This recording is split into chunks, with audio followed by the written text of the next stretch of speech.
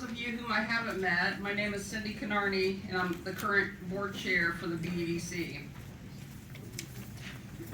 We'd like to welcome both our board and general members to today's meeting. We also have many guests and members of the media joining us, so welcome everybody.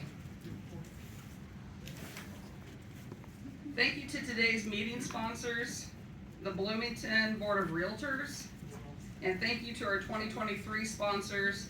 The BEDC is funded by membership dues, private, public, and some local government funding. Our special programs and projects are built on the additional generosity of our sponsors. Our partner circle sponsors are German American Bank, Indiana University, and IU Credit Union. Our executive circle sponsors are Cassidy Electrical Contractors, HFI, Corvus, Old National Bank, the People's State Bank, and Well Brothers Construction Companies. Our leadership circle sponsors are Bloomington Meadows Hospital, IU Health, and the Bloomington Board of Realtors. Annual sponsorships are still available for your consideration, as are tables for the State of the Bloomington Regional Economy meeting in June. So please see Stacy Murata for more information on those. So before we begin today's forum, we have a special recognition for 3 of our longtime board members who are retiring. Chancellor Jenny Vaughn of Ivy Tech Community College, Bloomington. Jim Murphy, President of CFC Properties, and Steve Abbott, who's the General Manager, CFO of Cassidy Electrical Contractors. Jenny wasn't able to attend today, but Jim and Steve, I believe, are here. And so we invite you both to come up to the front as we have a small token of our deep gratitude for each of you. Okay. Jim's not here? No, Okay. Jim's not here. So, All right, so Steve, you get 2 presents.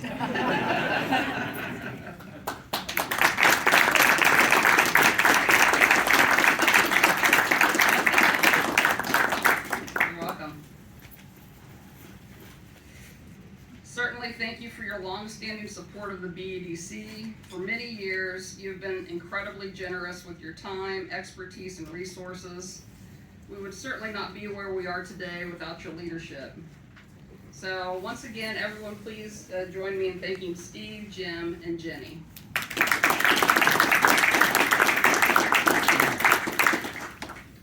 And now on to the main program. Today we're going to forego our regular BEDC report to reserve more time for the mayoral candidate forum featuring Donald Griffin, Susan Sandberg, and Carrie Thompson. We're very grateful to welcome the candidates and Pete Yonkman, President of Cook Group and Cook Medical. He's moderating today's discussion and will introduce the candidates. Pete Yonkman has been with Cook for 21 years, starting in 2001 as general counsel, or in-house counsel. Pete has served in a variety of roles at Cook, including leading one of the local manufacturing sites as the executive vice president for 10 business units. Pete was named president of Cook Medical in 2014, and in 2015 added the role of president of Cook Group. His leadership philosophy is that businesses are the missing engine needed to drive meaningful and lasting change. He believes that companies have the responsibility to use their core business, operations, expertise, and resources to improve the communities where they operate. Pete lives here in Bloomington with his wife Janelle, their 2 boys Leo and Vic, and at last count, 2 dogs, 3 barn cats, 1 horse, 4 chickens, and 2 peacocks. So welcome Pete and our candidates. Pete.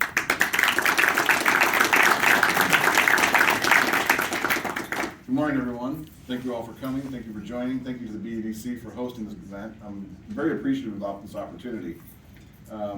I just want to say I spent some time before this meeting to do a little bit of research on the candidates, to watch the debates, read their websites, the positions they put out, and what I came with, I suppose, I think a lot of us are jaded about American politics at some level. It's not exactly the way we all want it to go, but as I was watching this campaign, I was struck by this is 3 really sincere people good people who have some differences. They have differences of opinion, but they put them out in a way that I thought was very respectful, and I feel very good about that. So I think we should give them a round of applause for the way they conducted themselves. And I also, because of the candidates we have, I thought we'd be able, this is an interesting forum. So often when we hear from candidates, we hear from them in sound bites or 90-second answers. This is a forum to have a conversation, and they've all agreed to that we just have a conversation and get to know them and have an opportunity to speak in a little more nuance about what they believe and how they would operate as the mayor of Bloomington. So rather than doing introductions, if you don't mind, I'd rather have the conversation. So I think everybody knows Let's you. do it. Yeah. Let's get to it.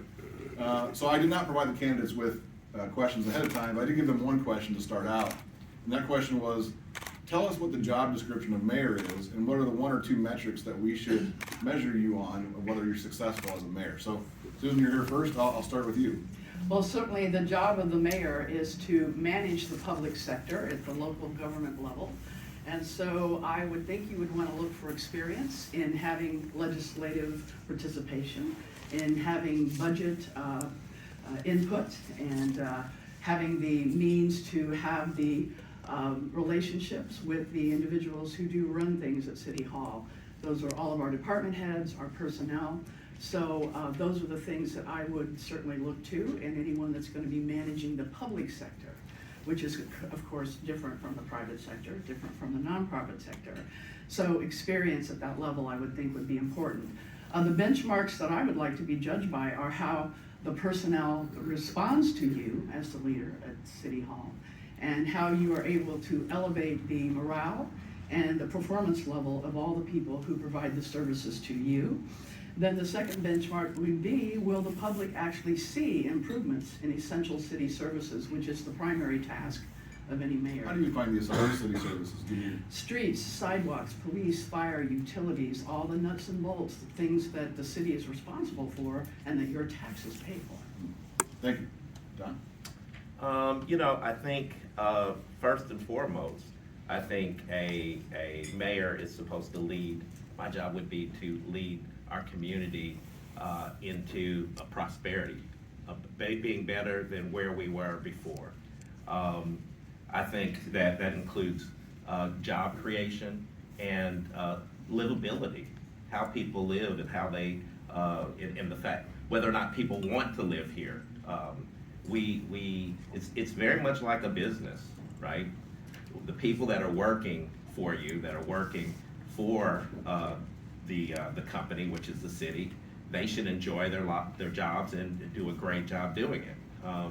And then the product is creating a sense of community, and so I think that would be my primary function, creating an environment that is successful and fruitful for all. And how should we judge whether you're successful at that? Better paying jobs, more housing, and the fact that people like their community or love their community. We want more people coming than leaving. Great, thank you. Carrie? Yeah, the job of the mayor and what I will do as mayor is to listen, learn, and only then lead. We need to lead towards a vision that is great for Bloomington, and a couple of metrics that I would look towards. Is the city better than when I took over? So in the first 90 days, I would expect that I have taken those plans that have been sitting on shelves and started to implement them. We have a lot of studies that have sat on shelves for a while. We need to take them off, implement them.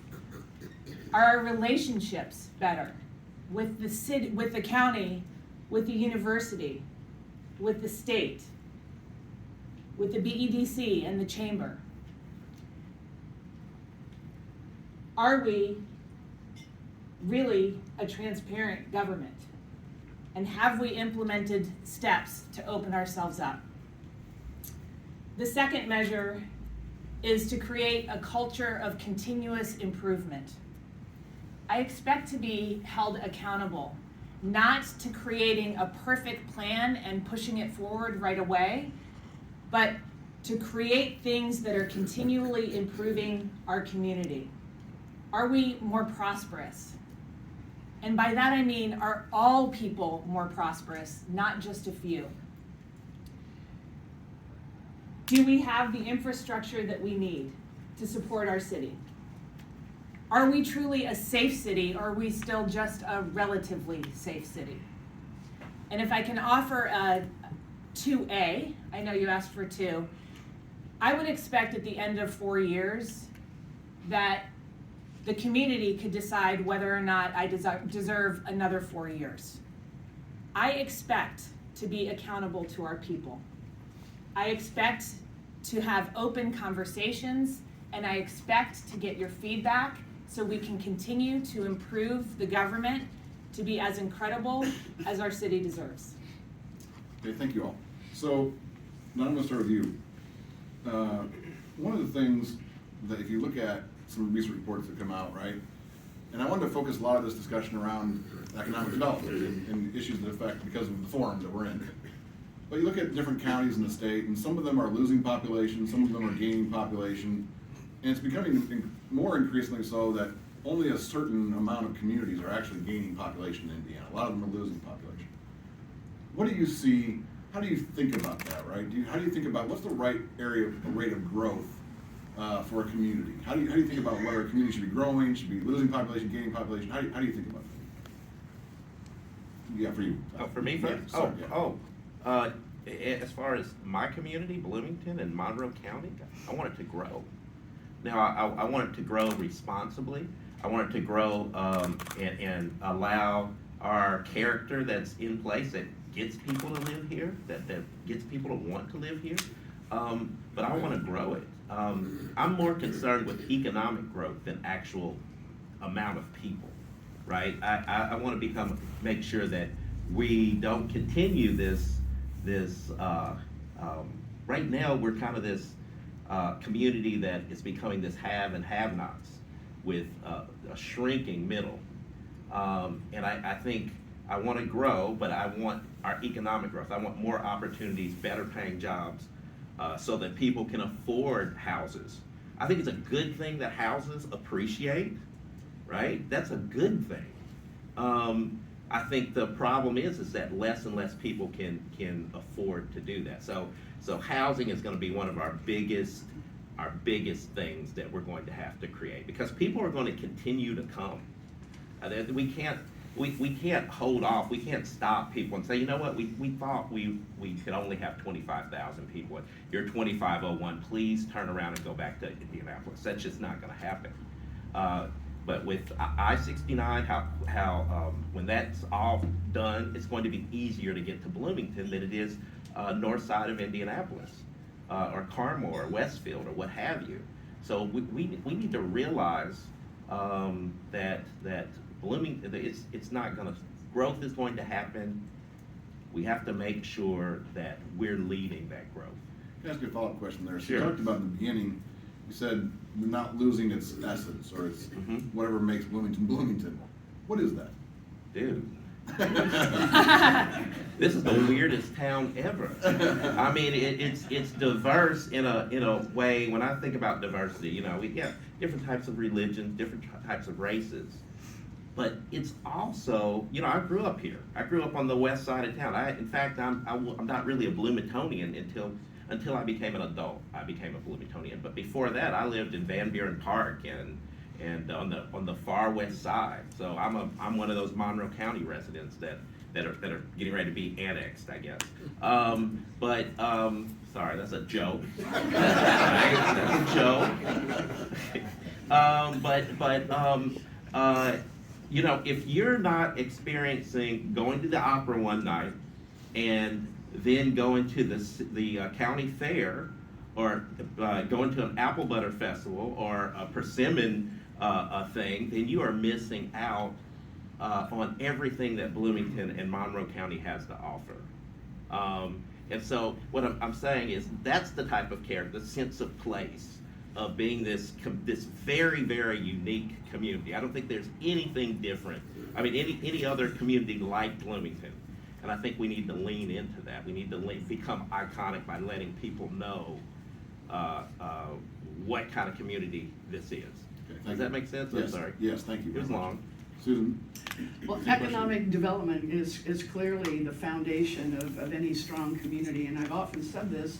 I work a lot with the nonprofit sector through the Jack Hopkins Social Services throughout my tenure on the city council. That's been a major focus of mine. We do have poverty in this community that I'm very well aware of from that work and having access to the various organizations that assist.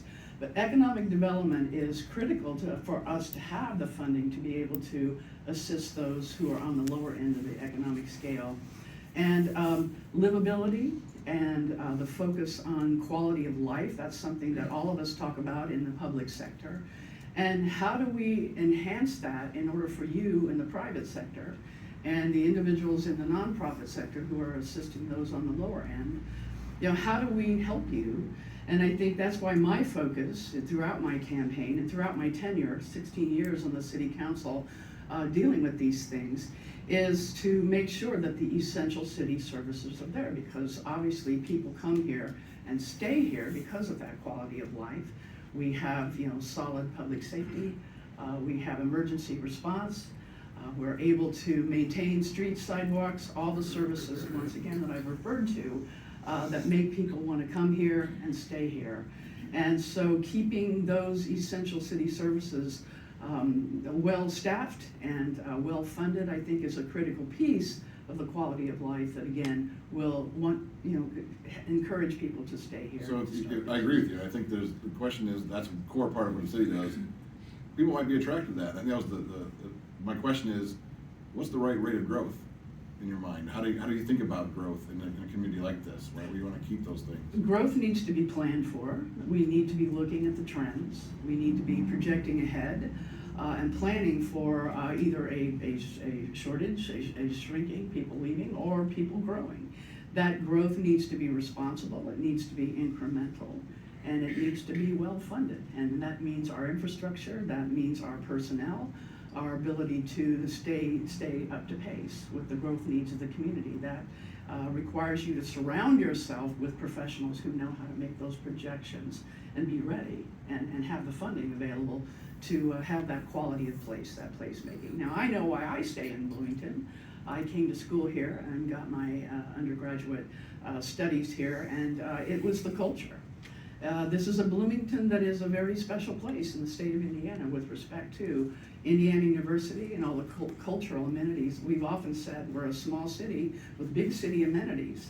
And if you are bored in Bloomington, you're not looking at the right calendars, because there's plenty to do here for all kinds of taste, all kinds of preferred activities, and that's leisure, and that's arts, and that's culture, and that's educational because of IU. So as a follow-up to that, if you were to say, if Bloomington lost one element and you were really sad about that, because what would it be that you say, boy, I hope it doesn't lose this?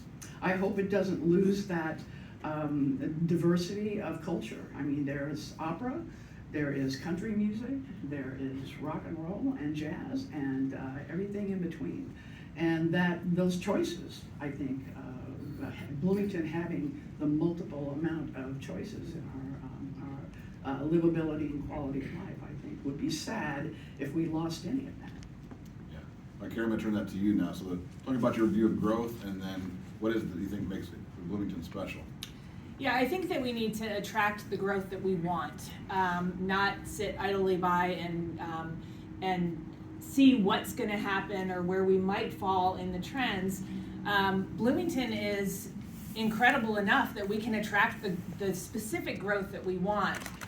That growth, in my mind, should be targeted to attract business development, new businesses, startups, and to attract businesses to relocate here that can really provide a tier of income levels. We are in the 100th percentile of family poverty growth in the country. You don't address that by continuing to put a Band-Aid on the problem and continuing to serve people who don't have money. You do that by attracting businesses that can pay great wages. That's how we address that. And so in our community, we need to set a vision for who we want to be when we grow up. What we do in the next 4 years will determine who Bloomington is in the next 40. This is our critical turning point. And we can sit by and see what we happen to attract, or we can articulate the balance that we need and get to work with a strategy to get it. We're losing 25 to 35-year-olds. They can't secure the job levels that they want. We need them here. That is part of our diversity as well. We need great jobs and a vision for what those should be to keep our city vibrant and prosperous. Okay, so what in your mind, what's the key element that keeps Bloomington Bloomington? Bloomington has a funky soul. That's the only way I know how to put it. You know, I rode my bike from San Francisco to DC. If you've heard that story before, you're probably bored with it.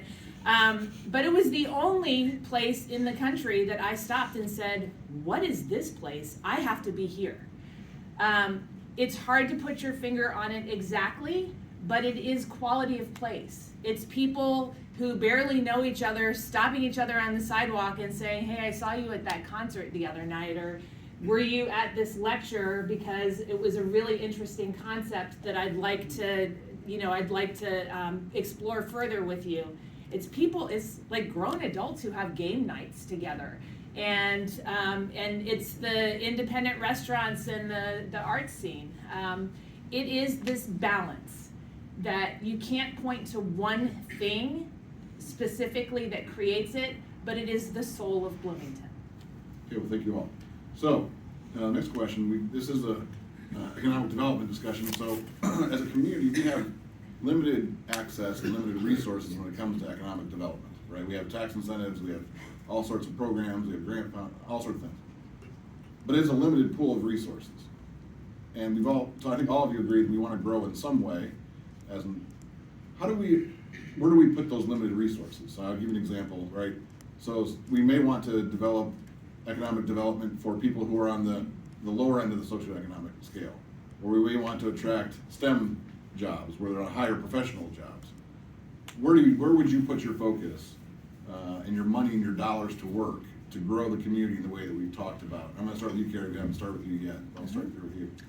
Yeah, so I would argue that while we have a limited number of resources that are targeted specifically to economic development to incentivize businesses to come here or stay here, we also have a lot of other levers that we can pull, because what we know, and through my work at the Center for Rural Engagement, what we know is that quality of place is also economic development, and great healthcare is also economic development.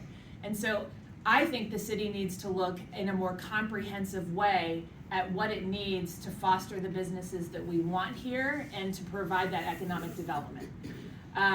In terms of where I would directly focus the specific economic development dollars, I'll reiterate that I think that attracting and keeping the companies that have a tier of jobs, so not just a CEO and a VP coming in, but that have at least the promise of developing a whole spectrum of income levels, is really where we need to focus in Bloomington. So if you were to write it, if you're in your administration and your first big success on economic development, give me the headline or the story of what that is. Oh, I think that headline would be that the Thompson administration has secured the most promising startup in the country that has 20 new employees now with a growth trajectory of 300 in the next 5 years. Great, thank you. Susan, we'll go to you then.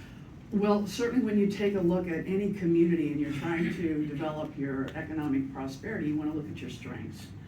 And we have quite a few strengths. I think the basic employers here in the metro area, if I'm not mistaken, Indiana University, Cook, Baxter, MCCSC, and IU Health. Those are kind of the mainstay employers.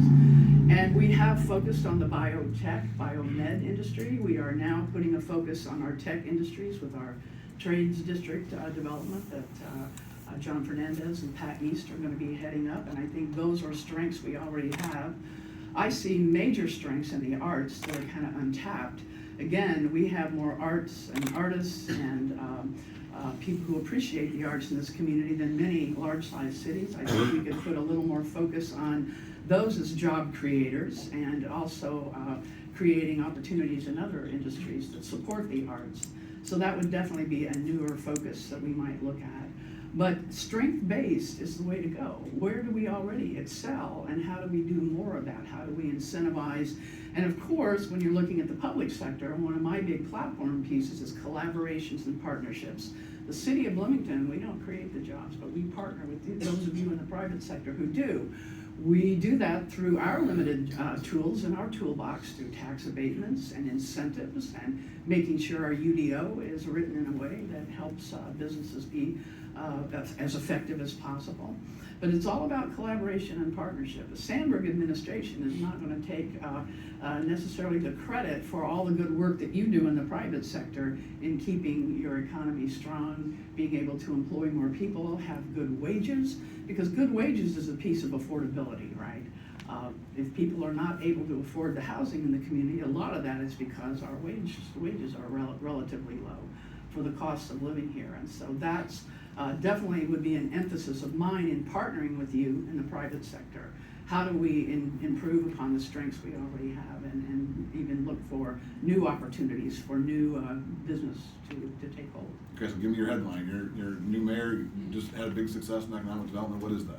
My headline would be that the trades district is fully up and operating and to capacity and creating all kinds of great new jobs with great new wages to improve that energy. And that will not be my doing, that will be the doing of John Fernandez and Pat East with my cooperation. All right, well, thank you, Don. Talk to your philosophy there. Sense of place and creating a Bloomington that's iconic. I think I've mentioned that before. I think arts. We have more musicians, artists, poets. I mean, this is the community of Ross Gay and Joshua Bell. I mean, we have a long history of artists and musicians. We have one of the best music programs in the entire world. If that was a engineering school, we would call it brain drain by letting these folks go.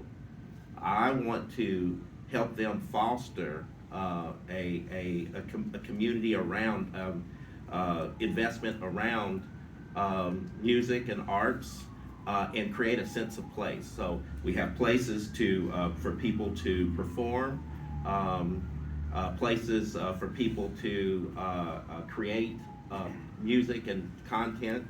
But I think we look, our 23 to 33-year-olds are leaving. We're not able to recruit and retain those folks because even though we think there's a lot to do, there for them it's not a lot to do. There's not enough things to keep them here. I know a lot of you folks are actually job creators, and you're experiencing trying to keep these folks here. So we have to create we have to make Bloomington really cool. We have to make it like an Austin or a Boulder. It doesn't have to be Austin. Don't get, Austin has its problems. That's not what I mean. I'm saying we need to become who we are. We need to lean into being Bloomingtonians and not just the idea, because we get people coming here and they think it's going to be a community of diversity and inclusion and all this other stuff.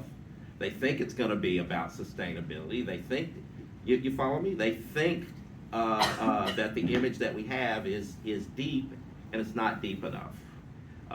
So becoming more of who we are is going to be important. And then we target the people who are going to believe in that idea. Get them to come to Bloomington. We've got a unique opportunity because we are so much different than the rest of Indiana. And so we really just need to lean into that. So give me your headline. What's your headline? Your first big success? Bloomington gets Cook brings 5,000 more jobs because Well played.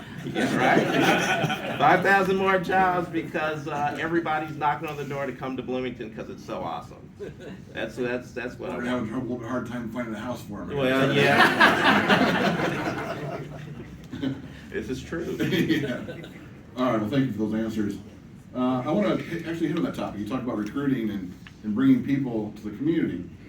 One of the things that I'll just give you a share of my experience, our company's experience with recruiting is we're recruiting professionals, so engineers, scientists, things like that. One of the things we hear a lot is that they're choosing Ellettsville or Greenwood or south of Indianapolis, especially with 69 being so easy now.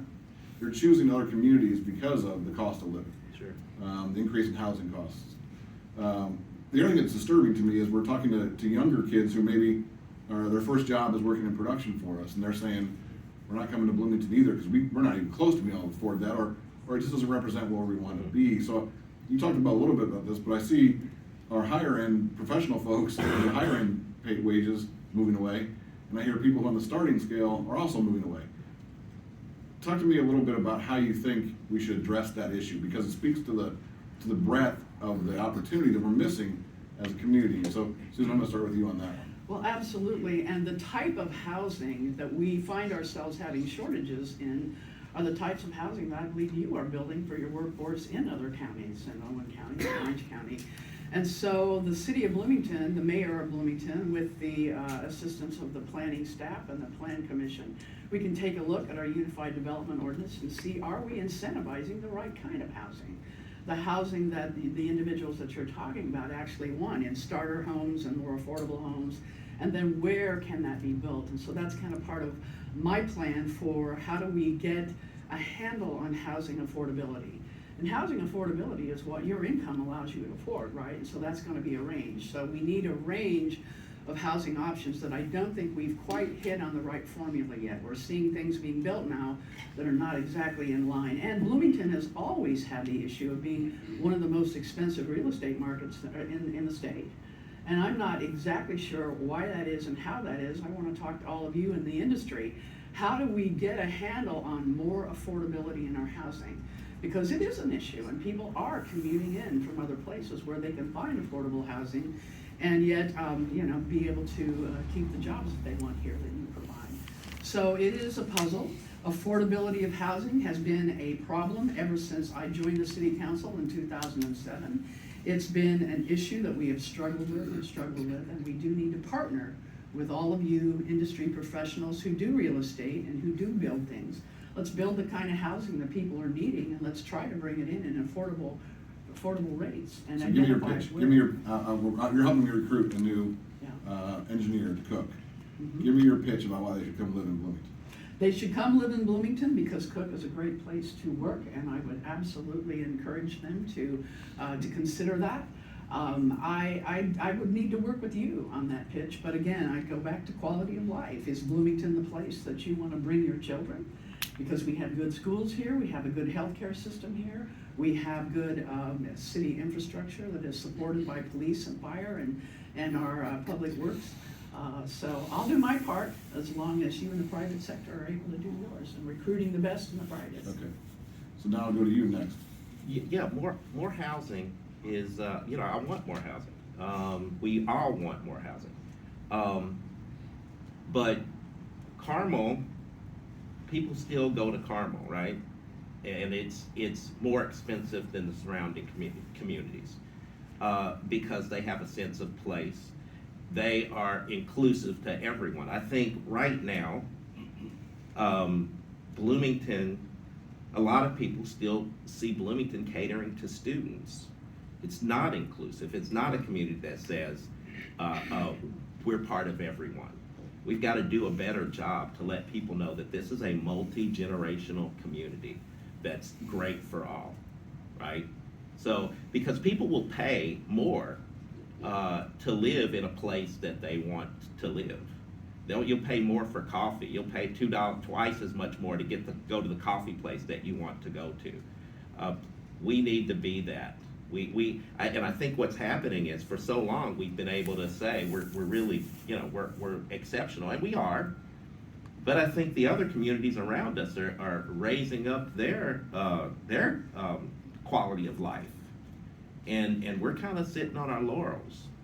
And people are going to Greenwood and Center Grove and Lawrence County, and you know what, we actually want the surrounding counties to benefit from the growth of Bloomington. But I think it's not just finding more housing opportunities within city limits, and folks, you know, because we're talking about the county here.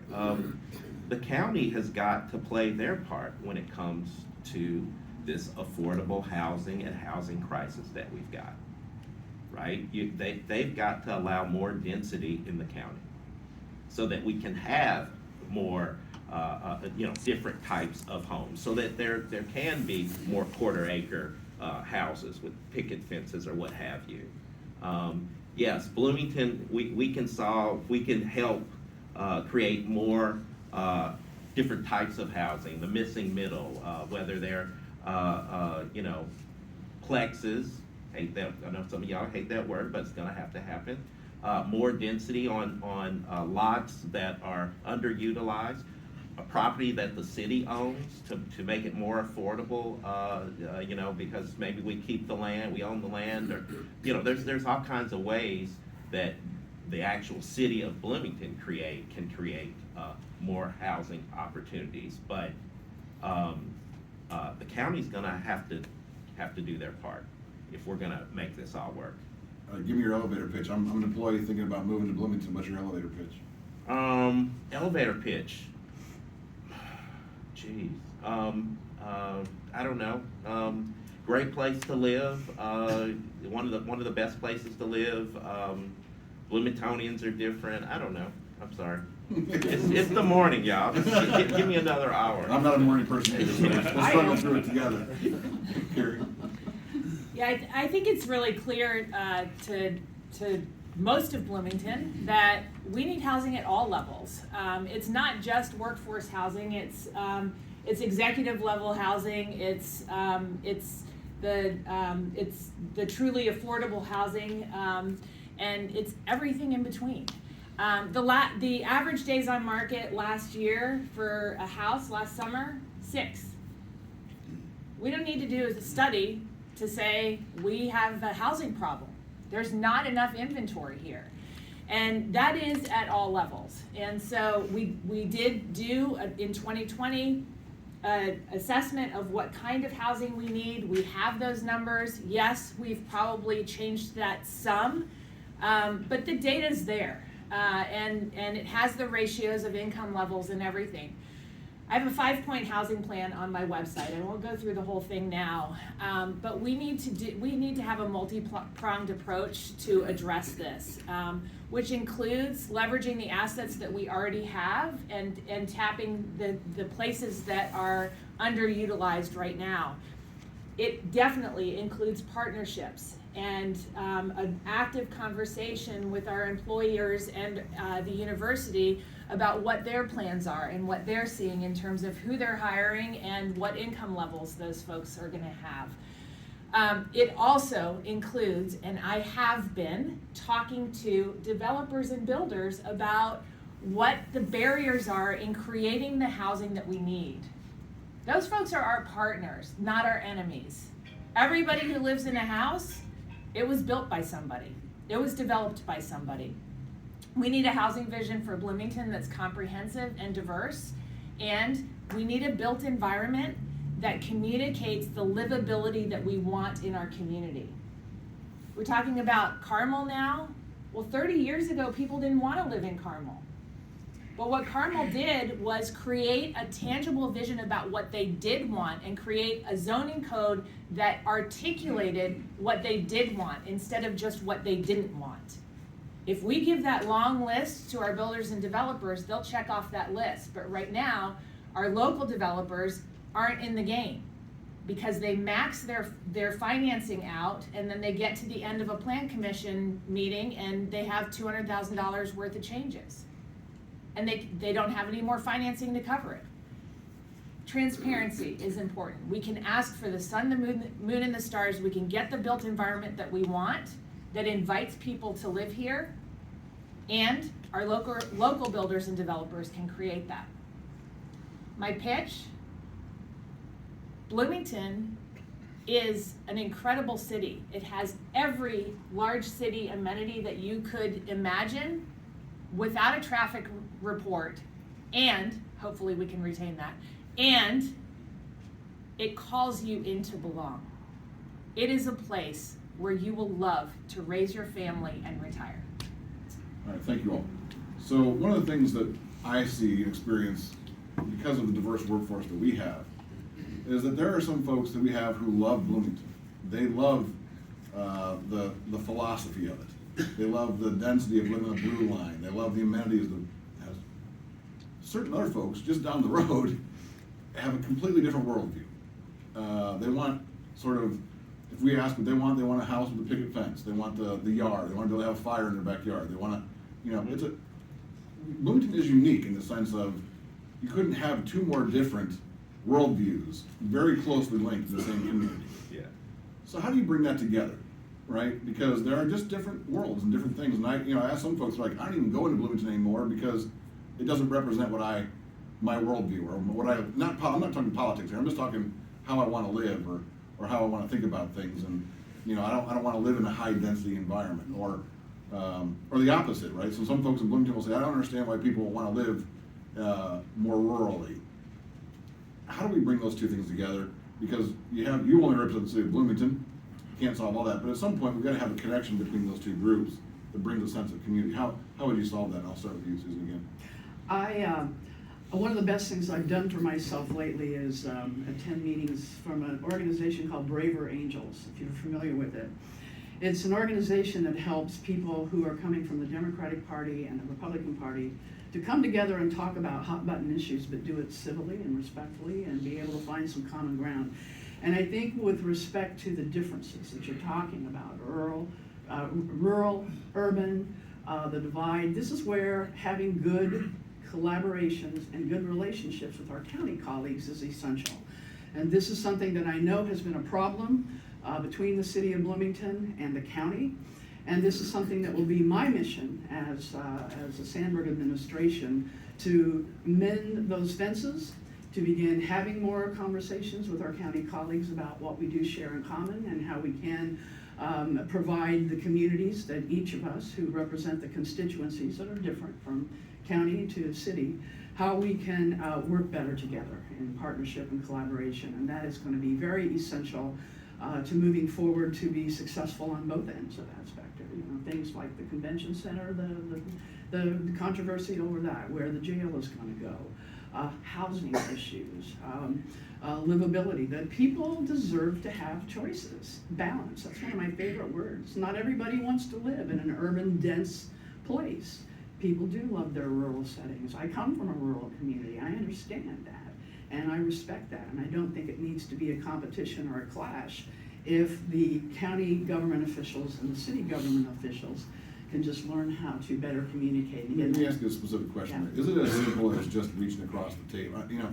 You see what I see is a really fraught relationship, to be honest, between county and city, and that's not unique to Bloomington. There are other places that have that same dynamic go on. Tell me what you do, all right? Your first day in office, how do you reach out to the county? It's not just sitting across the table, it's having communications on a regular basis. I just had a phone conversation with Julie Thomas yesterday. So these are people that I respect as colleagues. I respect their various jurisdictions. And you've got to do more than just have meetings.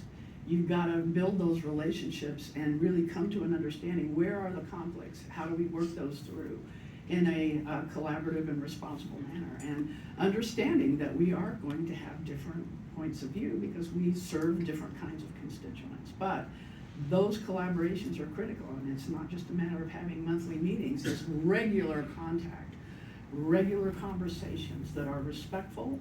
And when you're speaking with those individuals, you're learning from them. What are your challenges? What are your barriers? And how can we at the city do a better job of understanding those so that we're not just in constant clash been in some sort of a club. And again, my Braver Angels training, that is some of the best, and I've gotten some really good training with diversity and equity and inclusion. This is some of the best I've ever had. And how do you have these conversations that end up helping you, not inviting people to a fight, but inviting people to a conversation where you can actually make some progress? Okay, now I'll go to you next then. Okay. Boy, I don't understand, I'll be honest, I don't understand the divide. And maybe it's because, and I'm just gonna, when I walk in a room, most of the time, most of the people don't look like me. That's been my life, whether I'm in Monroe County or whether I'm in Bloomington. And I grew up on the west side of town.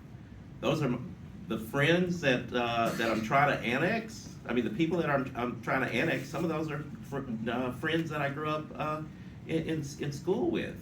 I went to University Elementary School. Anybody have any children that went to University Elementary School or?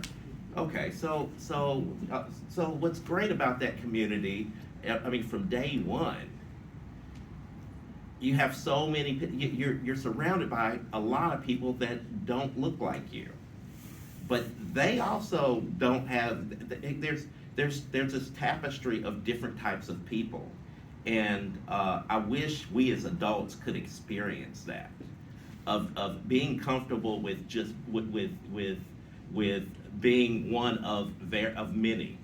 I don't know if that makes any sense, but you have 100 different nationalities going to this one school, and so even though I went in and I'm one, maybe the only black kid in that room, I'm looking around the room and there's a Chinese person, and then there's a Latina, there's and just the diversity, that idea. And then you got some folks that are from the hill, what we used to call the hill country. I'm sorry. I can't think of where the area is called now. Isn't that a shame? But anyway, but just there's a diversity of people, and I think we have to have that same idea. So when I'm, as a real estate agent, I have to go into these communities all the time that where it's the first time they've seen someone like me, and I'm knocking on their door. And there's this thing I call one true thing. And if you can focus on things that you both like or agree on, it could be a tractor, it could be the type of car that you drive, it could be a set of earrings. But you find that commonality. A lot of times it's music. And you start every relationship that way. I think that's what we've got to do as a city and county. We got to come together and say, this is our one true thing. We all want our community to be better, right? We all want each other to experience the positives, what we like about the county and what this group might like about the city. But we all have to come together and say, we are all one big community. And go for that. I've been doing this my whole life, bringing people together that don't necessarily agree or look like each other. It's not rocket science. Okay, I'm sorry. Thank you. Yeah, perfect. Thank you. Gary? Yeah, so I want to get back to what I understood to be the essence of that question, which is how do we retain our Bloomington and recognize that that we have other counties and people that want to live in not only Monroe County but other counties as well. And I want to point to the work that I've been doing with the Center for Rural Engagement, where I have just learned a tremendous amount about the personality of each community. And we should really look at it as an asset and a gift that people want to belong in different kinds of places. Not everybody's going to want to live in Bloomington, and that's not a threat to us. People love to live in Bedford, right? And people love to live in Orange County, and they love to live in Greene County. There are different lifestyles for different people, and those counties, those communities have treasures that all contribute to the people who live there, but also to our region. And I think as we're talking about economic development today, one of the most important things that I'd like to see the city really actively pivot on is recognize the role that we play in the region. We are an incredible city, and our labor shed is broad. It's great that people are getting housed elsewhere because frankly, we can't house them all here, right? It's also incredible that we have 69 now that is connecting Crane to us so directly. And the active partnerships that are springing up with the university and Crane and other regional partners, all of those things are making Bloomington better. It's not a competition. When it comes to how I would approach the county relationship, I am really eager to be an active partner. My relationship building has gone far and beyond trainings and classrooms for how we work with people who don't agree. We get in the boat and we work together. We find our commonalities and our shared work, and we figure out what we can agree on. And my approach would be, let's try to find an easy win first. We may not want to start with the most contentious project, but I will always be a leader who wants to hear what the other side needs. Because almost always, in business, in community, in family life, you can get to a win-win. And when you can't get to a win-win, you can almost always get to a no-lose situation. And that's what we should always be striving for. Acknowledging the assets of both sides, of multiple sides, however many partners are at the table, and inviting them to offer their gifts for the success of us all. Okay, thank you. I think we have time for one more question here, so I want to kind of bring it back to economic development. And the idea, one of the things that struck me is you watch the news, right? You read the IBJ or any Star, or Herald Times, and you see other communities that have a stream. They seem to have a stream of new businesses that are relocating there, that are choosing their communities. I go back and I read through Bloomington's history. There's not a lot of that. There's not a lot of businesses that have said we're going to actively relocate our business, our headquarters, or open up a new facility. You have small businesses, but I think that's sort of that 20 to 100 person job. Why is that? Why haven't we been more successful in attracting those types of businesses? As great as we all think Bloomington is, which I do, why haven't we attracted more business to come to this community? And so I'm going to start with you, Don. We'll go to the different order this The time. hardest one, you gotta start with me, I get the first stab at it. So this is small business? You're Well, talking about so I'm 20 talking about, 20 let's employees? just talk about 20 to 100, right? So not, not a startup business, but businesses of size have said, we really think this community is the place where we want our employees to raise their families, we think we have an opportunity for growth. You haven't seen a lot of that over the years. We haven't, but I think we've been mostly focused on startups, on smaller startups, and I think we've actually done a great job of that. So no, maybe you're not seeing the middle size, but we've got a lot of companies that are doing multi-million-dollar businesses, but maybe they're 3 or 4 people or 5 people. I mean, look at what's happening at the mill. And then I mean, some of our larger corporations. You guys are what, 500 jobs? That creating 500 extra jobs. Catalent, they have to create 1,000 new jobs before 2027. We do have a lot of successes, but I guess your question is, why are we not getting that medium-sized company coming in immediately having 50 to 100 jobs? I'm not sure. Maybe it's proximity to the airports, or maybe it was proximity to not having a major highway, which I think we're solving that right now. And maybe we need expansion. Something that we're not really talking about is expanding our airport. We really need to lean into expanding our airport if we want to go on to the next level of community that we are. I think you're gonna see in this next phase of Bloomington, I think you're gonna see more of that. The whole Believe in Bloomington thing and becoming an iconic community is focused on letting folks know who we are. Thank you, Carrie. Go to you and then Sue. I think we haven't been ready for them. I don't know how somebody would bring in 50 new employees here. They don't have a place to live, and you know, I'm excited about the Trades District, but frankly, we heard that it was shovel ready 6 years ago, and it's been a really nice lawn to mow. I'm glad Fernandez is on board now, that we're getting this ready to go. We need to ensure that that truly is shovel ready, that when the companies are ready to come here, they know exactly the kind of building they can build and they can move right in.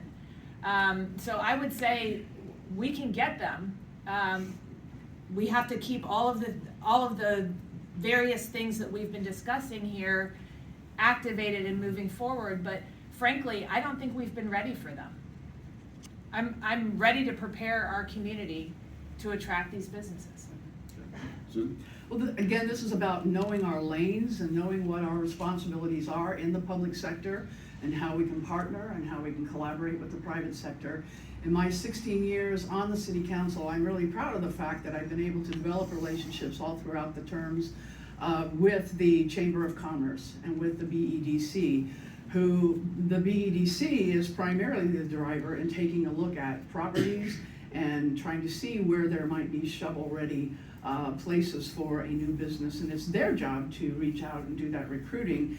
It's the city's responsibility, again, to set that table for having a community that does have parcels zoned for employment attractions. The reason why the city council did reject the Fullerton property for a possible jail site is because that was zoned to be an employee attractor.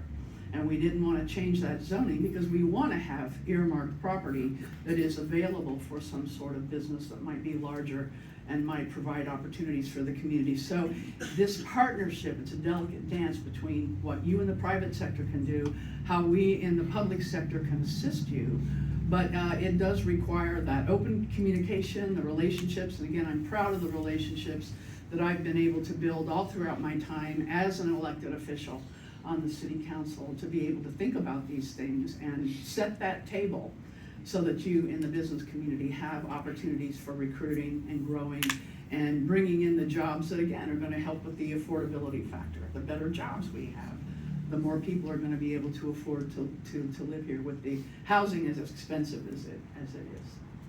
All right, well, thank you. We're at the end of our time. Thank you all for spending time with the candidates. I think we should give them a round of applause. They have done a really good job.